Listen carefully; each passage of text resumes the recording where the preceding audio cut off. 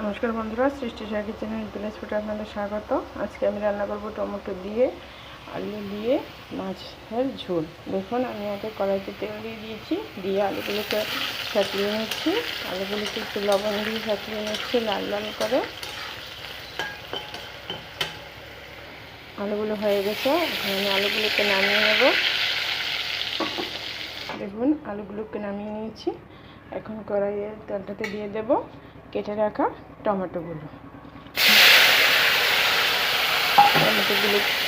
টমেটোগুলোকেও একেবারে একটু লবণ দিয়ে সাঁতলিয়ে নেব।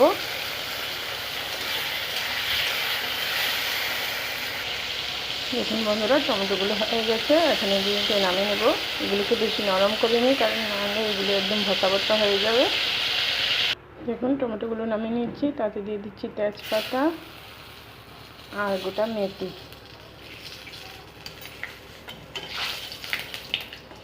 এখানে আমি মিক্সার করে রেখেছিলাম কাঁচা লঙ্কা আর গোটা জিরে, এটা তেলে দিয়ে দিচ্ছি। এবার এটাতে দিয়ে দেবো হলুদ, লবণ, আর দিয়ে দিচ্ছি 1 চামচ লঙ্কা গুঁড়ো। এবার এটাকে ভালো করে নাড়াচাড়া দিয়ে এটাকে কষিয়ে নেব মশলাটাকে। এই দেখুন বন্ধুরা, মশলাটাকে ভালো করে আমি কষিয়ে নিয়েছি। এখন তাতে দিয়ে দেব ভেজে রাখা আলু টমেটোগুলো।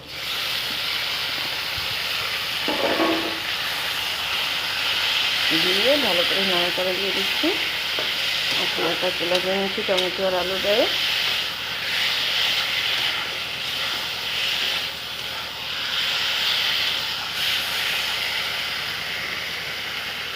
এখন দিয়ে দিচ্ছি জল।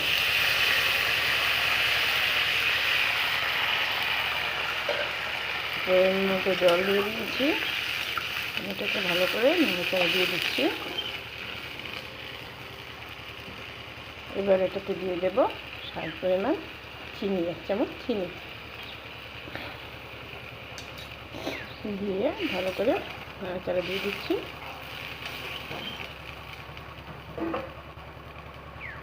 এই দেখুন বন্ধুরা, তরকারিটা উতরানি উঠে গেছে। এখন তাতে দিয়ে দেবো ভেজে রাখা মাছগুলো। দিয়ে দিয়েছি ভেজে রাখা মাছগুলো দিয়ে এখন নাড়াচাড়া দিয়ে দিয়েছি। তারপরে কিছুক্ষণ মাছগুলো সেদ্ধ হয়ে যাওয়ার পর তরকারিটাতে, তারপর এটাকে নামিয়ে নেব। আরও কিছুক্ষণ তরকারিটাকে কড়াইতে দিচ্ছি।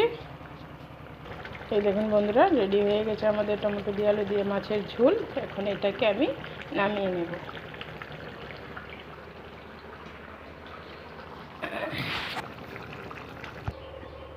এই দেখুন, আমি তরকারিটা নামিয়ে নিয়েছি। দেখতে খুবই সুন্দর হয়েছে এবং এটা খেতেও খুব ভালো হবে।